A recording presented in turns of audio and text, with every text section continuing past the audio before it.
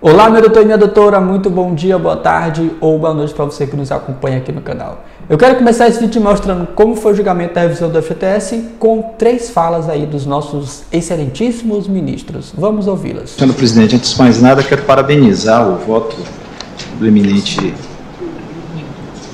relator, ao qual eu reputo que trouxe uma solução muito inteligente, que canja de galinha e cautela não faz mal para ninguém.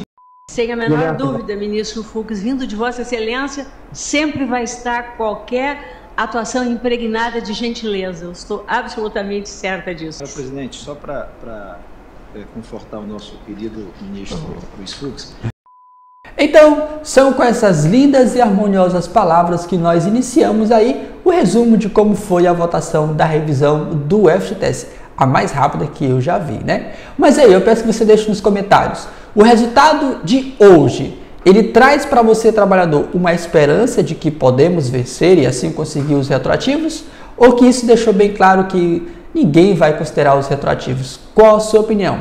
O resultado da votação de hoje, que eu vou esclarecer para você como é que foi ela, traz para a gente um pouco de esperança, que podemos ter sim a correção dos valores passados, ou que não, que isso infelizmente já se perdeu e não tem mais esperança aí.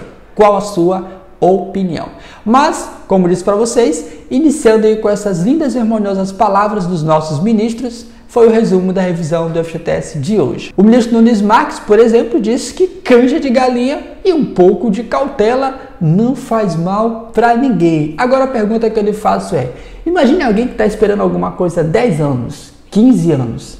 Será que um pouco mais não vai fazer mal? Esperar um pouquinho mais, um pouco de cautela não vai fazer mal a ele? Ou alguém que está de bucho cheio, está entupido, um pouco de canja de galinha, será que não vai fazer mal a ele? Está faltando, quem sabe, um pouco mais de encaixar esse ditado, eu não sei se isso é um ditado, em outro contexto, mas isso aqui não é o contexto. E por que o ministro Nunes Marques falou isso? Ele disse que ele recebeu, assim como os demais ministros, né? Receberam um documento ali da Caixa Econômica, feito ali pela AGU, demonstrando qual seria o prejuízo caso se votasse e decidisse pela troca, incluindo agora, né, que a revisão do FGTS, que as contas do FGTS pudessem ser corrigidas pelo índice igual da poupança. Aí ele diz lá, por exemplo, que o prejuízo seria enorme.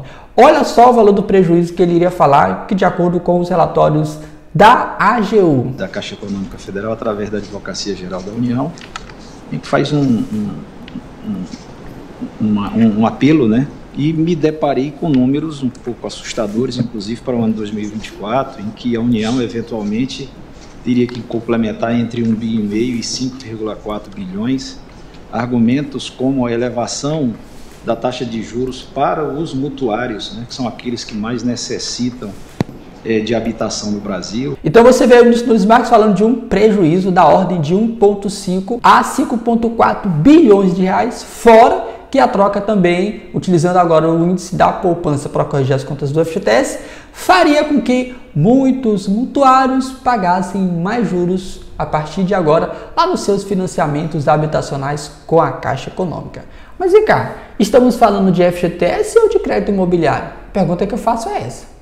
FGTS ou crédito imobiliário? Qual é o debate dessa ADI? E aí um outro ponto que o ministro Nunes Marques também levantou para depois daí o voto dele, foi de que os últimos 5 anos a remuneração do FGTS devido à distribuição dos lucros aí estava sendo maior do que a poupança. Então, veja só que loucura, né? Os últimos 5 anos maior que a poupança. Aí eu venho e estabeleço a poupança. Ia dar uma confusão danada.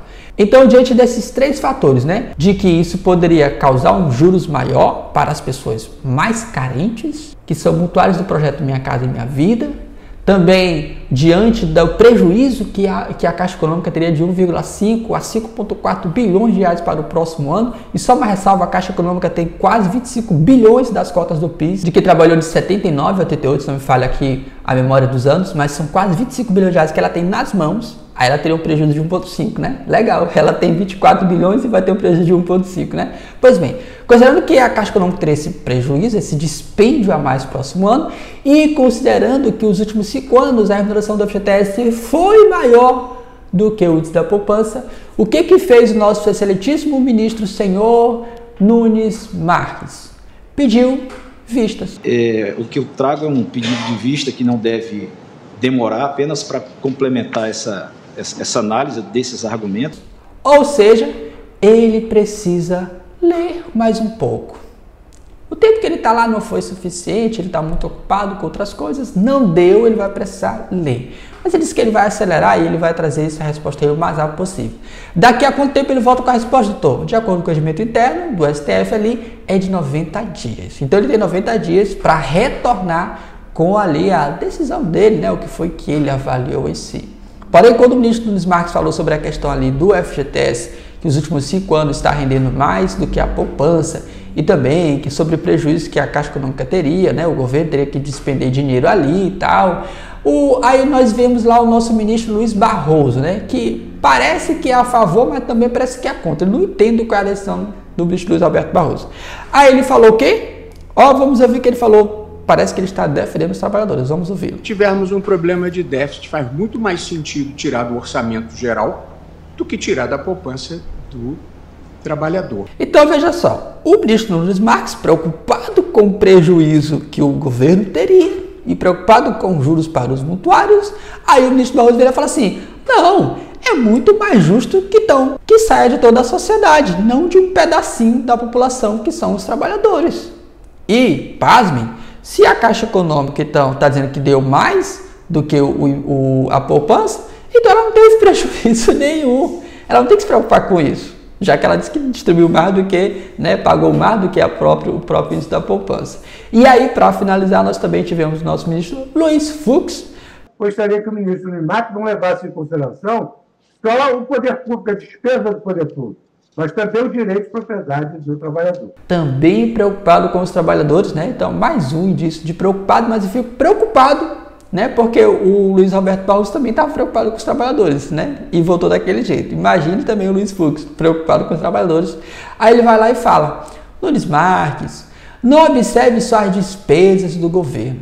Observe também o poder de compra das pessoas, dos trabalhadores, né? Então, Nunes Marques, quando você for lá olhar o seu negocinho, que você pediu vistas aí, tem 90 dias para retornar aí com a sua análise, observe também os trabalhadores, eles precisam, não é só o governo não, tá bom? Aí a gente fica assim, pô, será que ele está a favor dos trabalhadores? Será que ele está a favor? Porque o Luiz Roberto Barroso parece que defende os trabalhadores, mas ao mesmo tempo votou daquele jeito, né? Aí eu não entendo, é uma defesa ou não é? Mas aí, na sua opinião, isso é uma esperança que pode pagar os atrasados ou isso, por exemplo, é só um atraso mesmo? É só para atrasar o processo? Então, vamos aguardar um pouco mais. E aí, entrar com a ação? Entre com a sua ação, né? Pediram vista de novo, daqui a 90 dias volto, entre com a sua ação. Mas entre de graça. Não pague ninguém agora. Entre de graça se você puder. Mas se você não puder entrar de graça, não conseguir de jeito nenhum, dizer assim, não, doutor, eu quero é pagar. Aí é com você. Paga alguém para fazer. Mas você pode fazer de graça, tá bom? Então esse foi o nosso resumo. Foi bem rápido porque foi rapidão. Rapidão. Esses caras